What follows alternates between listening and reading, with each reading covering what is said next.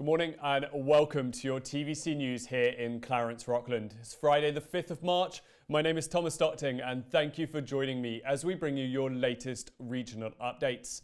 In your headlines this week, local COVID update as AstraZeneca is approved for use across Canada. Variants of concern finally detected in our region. South Nation Conservation issues a warning over ice conditions.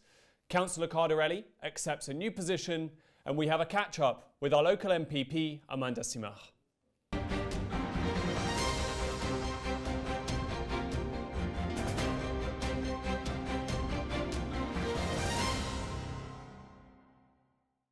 The variants of concern, referred to as VOCs, are mutations of the COVID-19 virus and are said to be up to 75% more contagious. Though there is still no proof that they cause more severe symptoms just yet. Speaking over the last few weeks, Medical Officer for the Eastern Ontario Health Unit, Dr. Paul Roumelitois, warned that it was only a matter of time before they started appearing in our region. Last week, an outbreak was declared amongst the staff of the cheese factory in Saint-Albert, with the first cases of VOCs detected. We spoke to the General Director of the cheese factory, Éric Lafontaine, about the company's response. So Éric Lafontaine, thank you very much for joining me today. We're here to speak about the COVID outbreak that occurred at the cheese factory in Saint-Albert last week. Could you talk to us a little bit about what happened, what led to it, and why you decided to close over the weekend? Well, what happened is unfortunately, one of our employees got the COVID while doing an exterior sport in Ottawa, and unfortunately, he got it. So one day, because we're a food plant, the standards are really high in production. Sanitation, washing our hands, it's unbelievable. Probably an employee is washing 25, 30 times their hand per day. So what happened is we have infrared thermometers since the COVID. So the employee, when he entered into the production area, he took his temperature and it was really high. It was above the limit. So he got a supervisor and they double checked with the other thermometers and was determined that he was doing fever. So he returned home right away. And it's during the afternoon that he has news with other people that he did that sport, that they also have some symptoms. So they went for testing and unfortunately they were positive. So from that point, we sent other workers home that was in close contact with him because we didn't want to take any chances. A few days after, there was another employee that was not feeling good. So he got his result really fast. So we did the same thing. We looked at everything, the cameras, to look who was in close contact and who could be contaminated. And then because it was the second case, we were not sure if it was coming both from the external or both. The first one contaminated the second one, so we didn't take any chance. So we sent a lot of people home just to make sure to be on the safe side. And we've been notified that it was maybe the first case of variant in the region, or at least at the plant, because for 11 months we didn't have any case, and suddenly we have two. That's not normal with all the measures that we have in place. And unfortunately, in one of the workers that we sent home as, I'll say that, as a measure. A precautionary measure. Yes, absolutely. That employee came back with positive result too. And it's just last week that we learned that the second case was also a variant. So from there, the health unit offer us the mobile unit to test all the employees. That we agree right away, no problem there. So we decided to close the production. It's not the health unit that closed the production. It's us that decided that we need to be careful. If it's a variant, we know it's spreading more than the regular one. We believe it's roughly 50 to 70% more contagious than the first one, and we don't want to spread that around. And especially because we know other food plants that they started 1 or 2 cases, they finished with 80 employees that contaminated. So we didn't want to take a chance. So that's why we said we're going to take a break, few days. We want to know the big picture, how many employees are contaminated or not. And we want to make sure that we're not spreading that around, especially where workers are coming from everywhere. Quebec, they're Gatineau, they're in Ottawa, Cornwall, Augsburg, doesn't matter. We have almost 200 employees everywhere. And even our delivery guys are everywhere delivering the cheese, so it could spread all across the place. So we said that's a best decision for us, for the employees itself, and also for the community, because we know that we have all personal life, that we have wife, kids, doesn't matter. So we need to make sure that it's not spreading all across Eastern Ontario or Quebec. So that was the main goal of the decision. And we start receiving the result gradually this weekend. And we were glad that no other workers was positive, was contaminated. So we decided then to gradually restart the operation. That's what we did since this morning. The production is restarting this morning, gradually over the week. Yeah, and Éric, we're speaking today on Monday, the 1st of March. So you've literally just reopened. What measures are in place at the moment to protect your staff as well as the clients obviously coming in? Well, for the store itself, it's always been since the beginning of the pandemic. It's always been high standard. And for some people that visited the store, we've been told that we're probably one of the I don't know, their standards are really high. So since the beginning, we have somebody at the door asking questions and controlling the flow. We're admitting only X amount of person. It's 20% max per the store since the beginning. So that being said, and we're sanitizing all the carts. So we're doing that since the beginning. So it's always been, and our staff always wearing masks and sometimes face shield. So for it doesn't change anything for the store because we have really high standard. Now for the other part of the department, there's a couple of things that we did modify, but was really simple things that we did a bit more. And we had the audit of the health unit that came in on Tuesday visiting the premises, and they have only good words for what we have in place.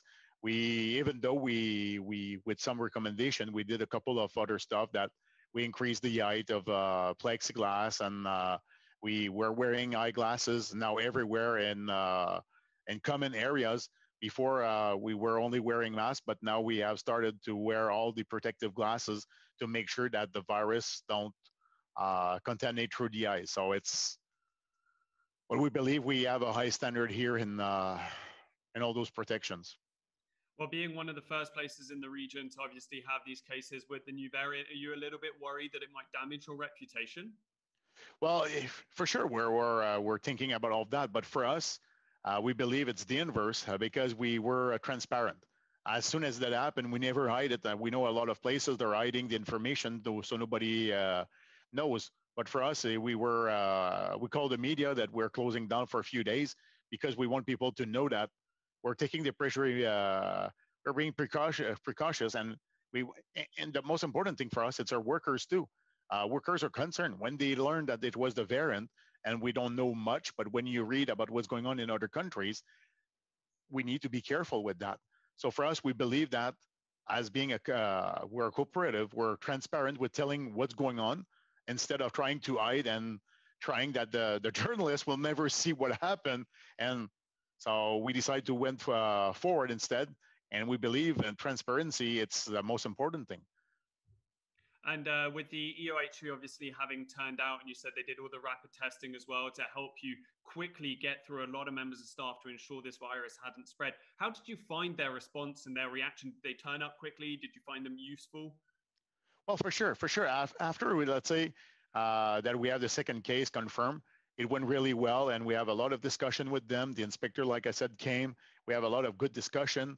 We have several calls with them, and it was I'll say that it was a partnership. It's collaboration, and it was really fast. And how I can explain, they work with us, and I believe that. And this is, if you want to stop something, a spread, you need to work together, because we could have continued to open, and after that, you spread the virus everywhere. The health unit is stuck with the issue that now Eastern Ontario is contaminated, and for us at the same time, we need them to help us out, and by supplying or giving the mobile unit come at the plant, having the test for everyone, it's helping us also continue to operate, because we can continue to have one case here and there, but finally you're spreading, and through months and months, you're not changing anything because Joe's giving that to David, and then it's another one, and at the end of 2 weeks, 3 weeks, are still in there.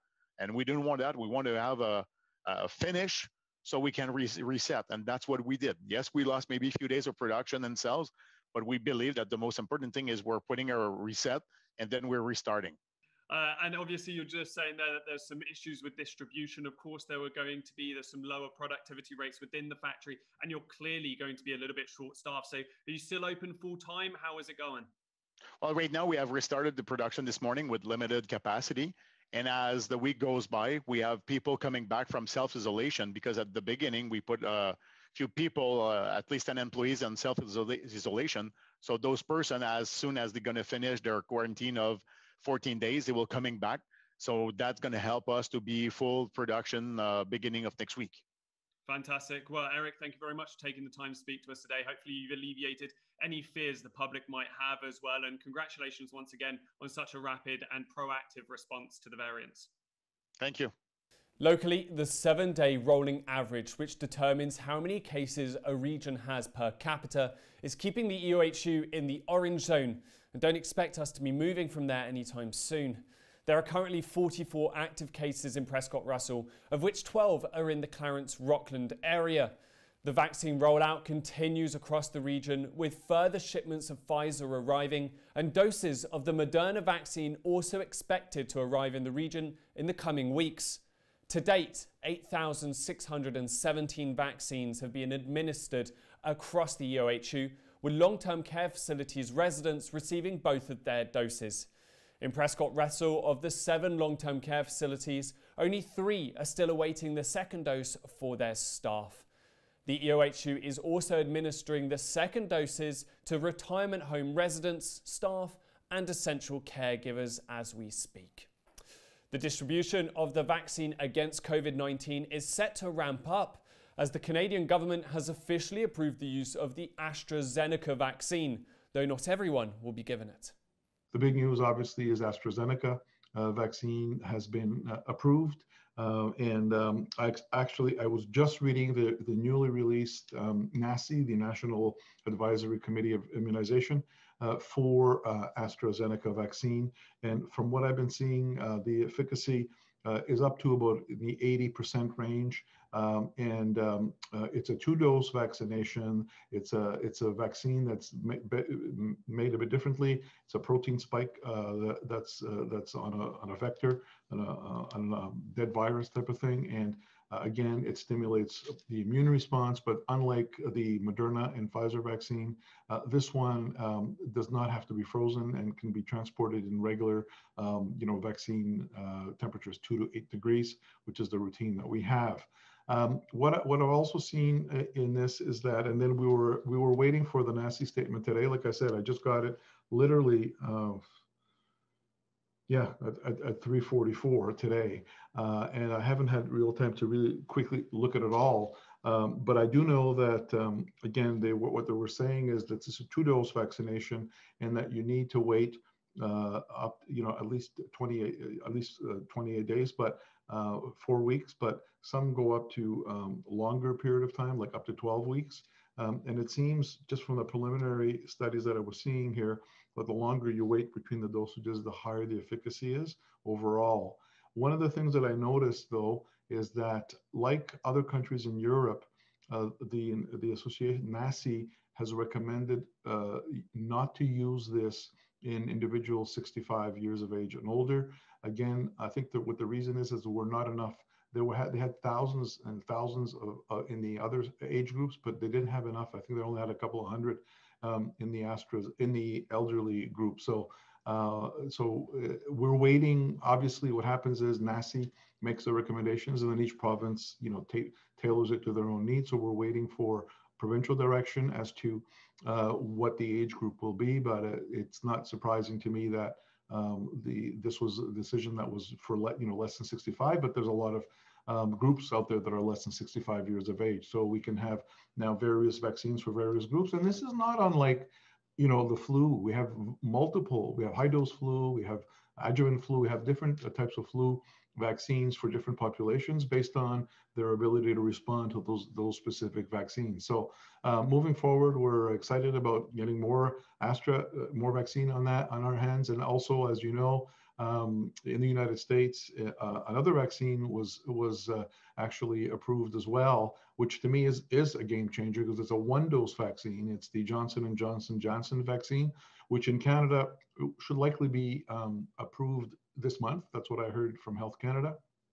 So things are looking good again. They're starting to strike, increase, and we should be getting, again, as predicted, as we enter into the March 1st today, as we enter over the next couple of weeks of March, we will be seeing, I believe, a very good increase in our numbers, and we'll be rolling it out more. Our teams are very busy setting up multiple sites, looking at fixed sites, looking at arenas, looking at everything across our area. To be able to start doing those, working with partners. We have vaccinators in line. We've got everything organized in terms of being able to roll it out. And I do believe, like I've said it before, that we will be rolling out to multiple different groups, essential workers, persons less than a certain age group, and from 80s to 70 to 60 and those type of things. At the same time, people with underlying chronic medical conditions. So, and again, we'll get at some point, a lot of vaccine availability. So we'll be able to roll it out at multiple venues, including pharmacies and primary care doctors. With more vaccines being approved, questions are being asked whether people can pick and choose which one they get. Earlier this week, I spoke to our MPP, Amanda Simard, about how the government plans to handle those who want to go vaccine shopping. And well, you touched on the vaccine point there. One of the other things that's coming up at the moment is one of the latest news from the press conference by the EOHU the other day was this great, fantastic news about the approval of the AstraZeneca vaccine. The fact that it seems like the latest studies say the efficacy has gone up, though obviously that depends a little bit, Dr. Paul was explaining, on the delay, the time you take between the two doses. But there is obviously this question that looms over people's heads, which is, with these variety of vaccines available now and some of them seeming to be better than others, how is the provincial government going to be factoring in and handling people's preferences and people's fears over the fact that they may be getting an inadequate one? That is an excellent question that I asked personally. I had a meeting with Dr. Vera Etches, who's the Chief Medical Officer in Ottawa. She's the Ottawa Medical Officer. And as you know, a part of our riding here in Glengarry Prescott-Russell is part of Ottawa. And I asked the same question about the vaccine differences. And first I'll say, the best vaccine that you can have is the one that you have access to, right? But we're in a position where we have 3 now, soon more. And I said, what about people that want to choose which vaccine that they will get? Because to me, if we can get even a portion of people that would otherwise not get the vaccine because they're hesitating, we need to be able to give that option to people because it's for the good of everybody. And the response was that when we're booking the vaccine, we'll be able to see at the locations which vaccine that they have in stock and which one that they're administering. I don't think they'll have the 3 at one location. Usually they send one batch or a few batches of the same to different locations. So you should be able to see which one is there. But for the people that are 80 and older and the senior population, we're just getting the vaccines out as soon as possible, and there is no choice, right? Because we just need to get them out as soon as possible. So the supply that we have, it needs to get into people's arms. So for that, there is no choice. But from what I understood, when it gets to your turn, if you're not a senior, then you should see which one you're administered. And that's a really important question, because to me, I understand that there are concerns, and this is our body, right? And there could be some hesitancy, or there's some hesitation, and if it's that will get people to take the vaccine when they otherwise wouldn't, then we need to give them the option. Yeah, great to hear that when these mass clinics open up to potentially people further down phase 2 and phase 3 of the vaccine rollout, that you'll be able to see, as you were stating just then, that the clinic you're signing up for, which vaccines being administered. Just to clarify, you were saying there about the 80-year-olds plus getting vaccines into arms. I take it you mean Pfizer and Moderna at that point, because NACI has said for now that AstraZeneca will not go into arms of 65 plus. The full interview with MPP Simard, where we discuss a variety of topics, including further paid sick leave, cannabis regulations, broadband, and of course the pandemic response, you can head over to our YouTube channel. Now, as spring approaches and the weather starts to warm up a bit, the ice on local rivers and lakes is thinning. South Nation Conservation published a press release this week warning those that enjoy activities upon the ice that the season is coming to an abrupt end. We spoke to Taylor Campbell of the South Nation Conservation to find out a little bit more. Hi, Thomas. Thanks for having me again. Yeah, certainly, as you've mentioned, the weather has been pretty sporadic lately. What I can say is over the past week, our staff have observed thinning ice conditions on the South Nation River specifically. Some areas as thin as 15 centimeters in the Castleman area, and on average about 19 centimeters for the rest of the river. So for context, we would recommend that ice be at least 15 centimeters for something as simple as walking, and upwards of 30 centimeters for other activities. This is concerning as the river is a popular local destination for recreational ice fishing, especially in the Castleman area where we've seen that the ice is thinner than the average, and several ice fishing huts do remain on the river. So with that in mind, and although the provincial deadline to remove ice fishing huts from our water bodies in the area in Eastern Ontario was March 15th, due to the current weather and thinning ice conditions, we are advising that the sooner they can be removed, the safer. And looking at this warmer weather, as you said, it's been a little bit sporadic, especially over the last couple of weeks. How does that trend sort of compare year on year, or even a little bit more historically? Is this sort of sporadic winter condition something we should get used to? Well, the conditions will vary year to year, but early to mid-March is typically when we sort of start to see the ice thinning and the sort of weather happening. But the conditions, worth noting, are particularly bad this year, as we experienced a mild winter at the beginning of the season. I don't know if you recall, but it was quite mild going into January. So basically, we didn't get the cold weather early enough to get good ice. And, there's been lots of mild weather sprinkled in between and since then as well. So it just hasn't really made for great sustainable ice over a long period, and we're starting to see now that as the weather is getting warmer and cooler, those fluctuations are really starting to the ice to thin. Yeah, so even though we're getting a couple of nights of very cold weather, it's still best to play it safe and sort of start looking at ending the season now.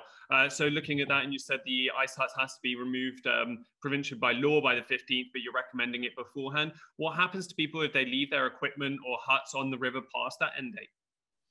Yeah, so we're just respectfully reminding local anglers that it is an offense under the Public Lands Act to leave an ice fishing hut on the ice after breakup. This is because removing debris from the river can be hazardous and is a public safety issue for whoever does have to remove the debris. And it can also pollute the river and the shoreline. Burning down ice fishing huts is also illegal and can contaminate municipal water supplies. And is this, touching on that, is this an issue that SNC normally face when the season ends, an increased amount of litter and pollution on the river and the shorelines? The Conservation Authority does not issue fishing permits or ice hut registrations or enforce bylaws for moving fishing huts, but what we can do is monitor the river to see which huts can be left behind, and we can take note of those huts and report that information back to the Ministry of Natural Resources. But we always like to remind local anglers to clean up when the fun is done. It is best practices to keep trash and harmful substances off the ice so they don't end up in our waterways. This can disrupt, aquatic life and may reduce drinking water quality for those who rely on the river and water sources for their municipal water supplies. Not only are you helping the environment, you're making the winter outdoor experience more enjoyable for everyone. Now, locally, councillors, as we all know, tend to have another day job. To find out a little bit more about them, here you can catch our new show In Your Ward, where I've been getting to know Clarence-Rockland's councillors one by one. Since my discussion a few weeks ago with Councillor for Ward 1 Samuel Cardarelli, there has been an update to his professional life as he embarks upon a new role as a director. However, with this role taking place outside of our municipality, but within the Prescott-Russell region, we spoke to Councillor Cardarelli about whether there will be any conflicts of interest and whether or not he'll be keeping his position on the local council. We're here to have a quick chat because hearing down the grapevine that you, in your professional life outside of the council, have accepted a brand new position. Could you tell us a little bit about that position and where it's going to be? So the position is Director of Recreation and Tourism for the Corporation Municipality of Hawkesbury. And what that entails is just overseeing all the buildings of that municipality, as well as parks, recreational programming for the municipality to keep the residents active, and cultural as well, and also for tourism. So creating events to get people to attract them to come over to Hawkesbury. Well, first of all, congratulations. It's a great step for you. The role being a director's position is obviously going to entail very heavy workload. Do you think you're going to be able to balance this with life as a councillor, or are you going to be giving up your councillor position? I'm definitely going to be evaluating both positions and see how things are going, but it's something that I have to make sure that I work hard in both positions. There's expectations on both sides, and that's a promise that I'll make, is making sure that I continue to work hard in my professional career outside of the city and as well as a city councillor.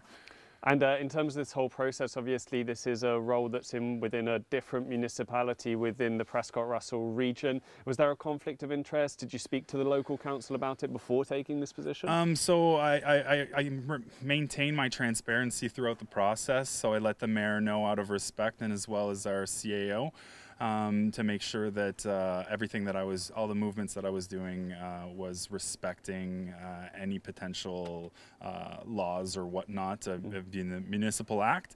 But even then, at the interview with the municipality of Hawkesbury, the town of Hawkesbury, they flat out right at the beginning said that there isn't a conflict of interest, and we've had this in the past as well. So.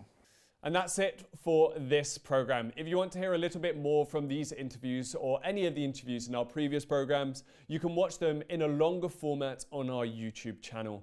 You can also, we are also, pardon me, looking for volunteer and civilian journalists. If you're interested in taking up a hobby locally, get in touch with us, as we'd love to have you.